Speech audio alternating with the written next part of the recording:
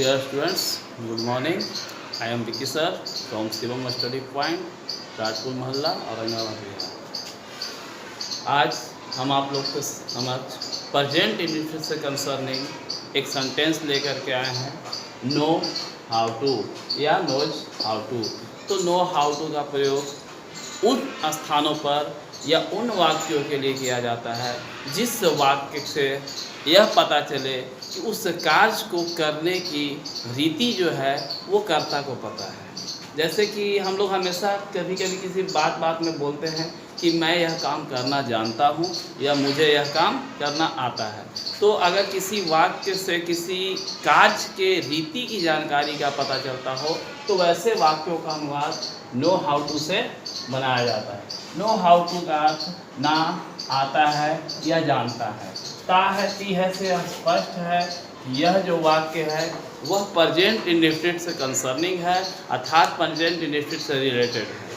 ठीक है, तो नो हाउ टू और नो हाउ टू, नो का प्रयोग ही सी, नोज का प्रयोग ही सी इट और सिंगुलर नेम के साथ करेंगे, जबकि नो का प्रयोग आई यू वी दे और प्लूरल नाउन के साथ किया जाता है।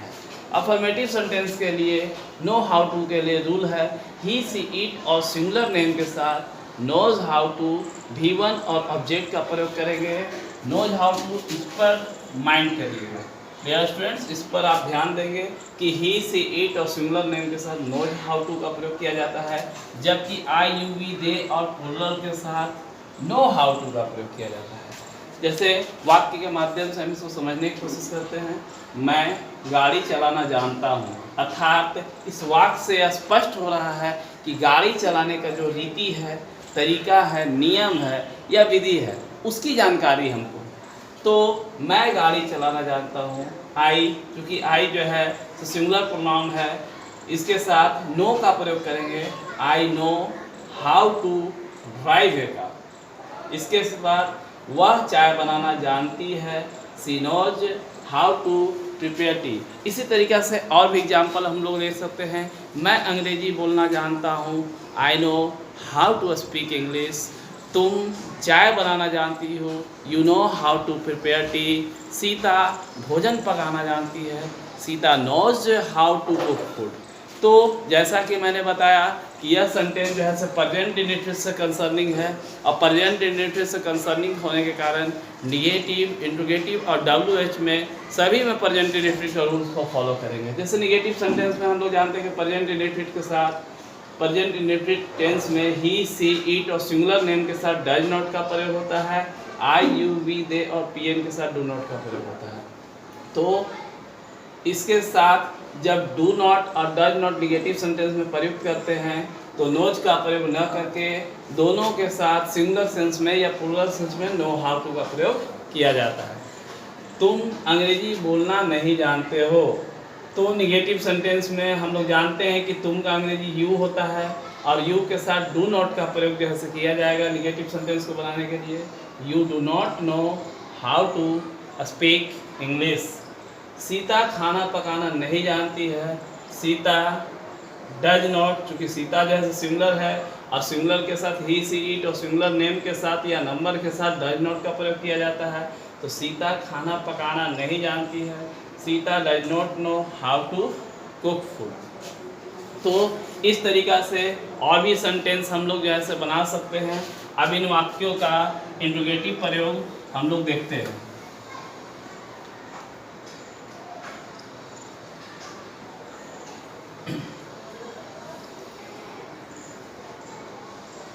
तो जैसा कि मैंने बताया कि यह वाक्य जो है प्रेजेंट इंडेफिनिट से कंसर्निंग है, इसलिए ही सी इट और सिंगुलर नेम के साथ डज और आई यू वी दे और प्लूरल के साथ डू का प्रयोग करेंगे। जैसे क्या तुम अंग्रेजी बोलना जानते हो, तो डू, यू के साथ डू का प्रयोग करेंगे, डू यू, इसके बाद know how to speak English. क्या वह पत्र लिखना जानती है?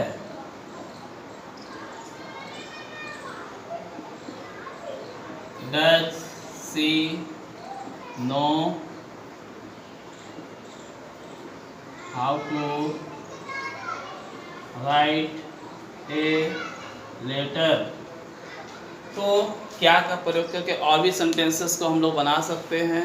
डू डज हम लोग को रिमेंबर करना है कि डू का प्रयोग किसके साथ होता है और डज का प्रयोग किसके साथ होता है। जैसे क्या तुम क्रिकेट खेलना जानते हो? Do you know how to play cricket. क्या तुम चाय पीना जानते हो? Do you know how to take tea. क्या तुम चाय बनाना जानते हो? तो do you know how to prepare tea. क्या तुम अंग्रेजी बोलना जानते हो? Do you know how to speak English. क्या वह खाना पकाना जानती है? Does she know how to cook food. इस तरीके से और भी सेंटेंस हम लोग बना सकते हैं। तो इसी प्रकार से अगर वाक्य में WH का प्रयोग हो तो at the first of the sentence WH का प्रयोग करेंगे। इसके बाद ऑक्सिलरी वर्ब के रूप में डू और डज का प्रयोग करेंगे। जैसे तुम गाड़ी चलाना क्यों नहीं जानते हो? तो डू यू नॉट नो। हमेशा याद रखेंगे WH वर्ड्स हो या इंटीग्रेटिव सेंटेंस हो, अगर नोट का प्रयोग उसमें हो तो नोट का प्रयोग हमेशा सब्जेक्ट के बाद किया जाता है। डू यू, यहाँ यू सब्जेक्ट है तो do you not know how to drive a car. वह पत्र लिखना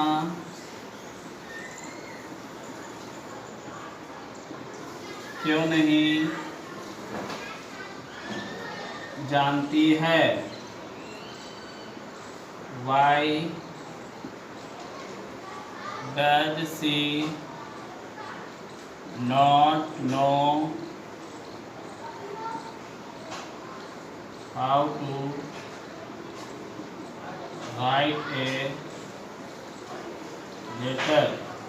तो इस तरीक़ा से किसी वाक्य को, एक वाक्य को लेने के बाद हम लोग उसका इंटीग्रेटिव, नेगेटिव और WH फॉर्मेशन करने के लिए सीखेंगे। जैसे वह खाना पकाना जानती है, she knows how to cook food. वह खाना पकाना नहीं जानती है, she does not know how to cook food. क्या वह खाना पकाना जानती है? Does she know how to cook food. क्या वह खाना पकाना नहीं जानती है? Does she not know how to cook food. वह खाना पकाना क्यों जानती है? Why does she know how to cook food. वह खाना पकाना क्यों नहीं जानती है? Why does she not know how to cook food. वह खाना पकाना कैसे जानती है? How does she know how to cook food. वह खाना पकाना कैसे नहीं जानती? How does she not know how to cook food. तो इस तरीक़ा से हम लोग 4, 5, 6, 10 जितना एवरेज हम समझ सके उतना सेंटेंस लेने के बाद इसके इंटीग्रेटिव नेगेटिव को बोलने की कोशिश करेंगे और इस एक्सरसाइज को प्रैक्टिस करेंगे। Practice max a man perfect. आप लोग जानते हैं कि बिना प्रैक्टिस के हम लोग किसी भी चीज़ को सीख नहीं सकते हैं, इसलिए लगातार इन वाक्यों का प्रयास करते रहें। मैं हमेशा इस तरीक़ा के वाक्यों को आप लोगों के समक्ष जो है से प्रस्तुत करता रहूँगा। कोरोना काल में हमारी पढ़ाई में किसी प्रकार की कोई क्षति ना हो, इसके लिए मैं सदैव प्रयासरत हूँ और आप भी प्रयास करते रहें, क्योंकि हम लोग सभी जानते हैं practice max a man perfect. धन्यवाद।